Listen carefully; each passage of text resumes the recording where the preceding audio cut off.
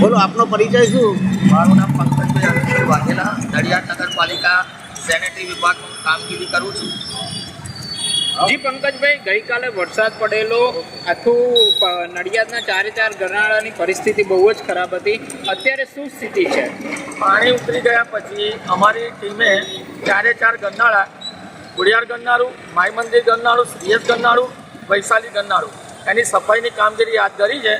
અમારા અધિકારી શ્રીની સૂચના મુજબ અમારા ચીફ સેનેટરી ઇન્સ્પેક્ટર મહેશભાઈ દેસાઈ સાહેબની સૂચનાથી તેમજ ચીફ ઓફિસર સાહેબની સૂચનાથી અને ગઈકાલે આપણા નડિયાદના ધારાસભ્ય સાહેબે અમને તાત્કાલિક સૂચન કરેલું કે આ કામગીરી સવાર પતાવી દેવાની, પૂરી કરવાની, ચોખ્ખા કરી દેવાના ચારે નાળા.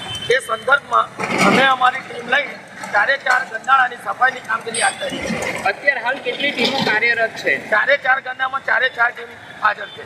અને ખાસ કરીને જે શ્રેયસ ગરનાળું છે એમાં દિવાલ ધરાશય થઈ ગઈ છે, શું પરિસ્થિતિ છે?